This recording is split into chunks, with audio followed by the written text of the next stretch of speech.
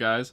Let's talk about Murder on the Orient Express. But before we start, make sure to stick around to the end of the video for a special announcement. Alright, so Murder on the Orient Express is an adaptation of the 1934 novel by Agatha Christie of the same name, and is also a remake of a couple other films that they've already done. Notably the 1974 version, which I think many would say is the best adaptation. Well, I did actually try to watch that film, and maybe I was a little tired and it was getting kind of late, but actually ended up falling asleep. It wasn't that I was bored or anything, but it's a very easy film to kind of enjoy, but not really feel so engaged in. Don't let that steer you from checking it out. I heard it's really good. Now, this adaptation, just from what I gathered, has some interesting things that I liked. Since I haven't read the novel and I haven't watched all the 1974 film, I went into this movie pretty blind. And I would say that's one of the best ways to approach it. It is a remake, so some of you might be thinking, well, I better watch the original, or, I better read the book, and, if that's what you want to do, go ahead. But I thought this was a fun way to experience a film that many would probably say, if you have already seen it, it's probably a little bit less exciting overall. Since it is one of those kind of classic takes on sort of a murder mystery,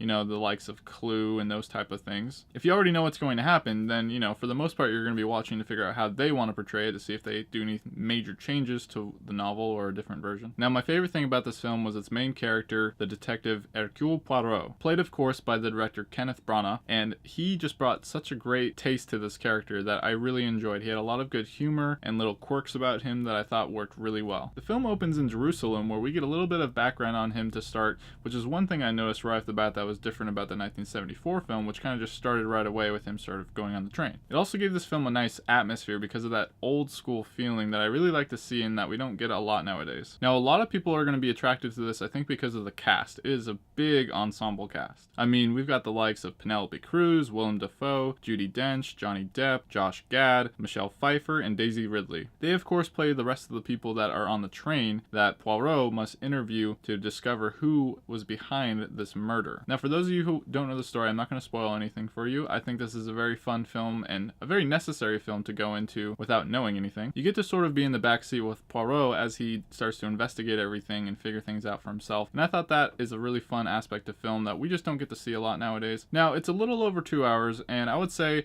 there are some moments here where a lot of people might end up getting a little bit bored. This is an older style of film, and with that comes an older style of entertainment. It definitely feels like it's tributing to that a little bit here. You have to really want to invest yourself in watching out for the characters and the people involved here. And with having so many characters, that is one of the film's flaws. Some of them definitely end up getting kind of lost in the background a little bit. There'll be times where you might be hoping, oh, well, I hope we get to see more of them. This is a huge cast of people that are very talented. However, I felt like all of them truly did get a good amount of screen time, and I wasn't really bothered by that. I think one of the harder aspects, though, is if you're not prepared to really listen to the names and get them jotted up in your head, that can be one of the harder things, because there's a lot of information that gets thrown back and forth, and if you forget the names of the characters, well, it's going to be hard to make sure you really know what's going on or what they're trying to say. And if you've already heard me try to say Hercule Poirot's name a couple times, you might begin to think, yeah, there is going to be some names in here that are a little harder to pronounce than others. But overall, this is quite a fun film with some really good music too. I think the music carries the film in certain moments. I think as it goes on,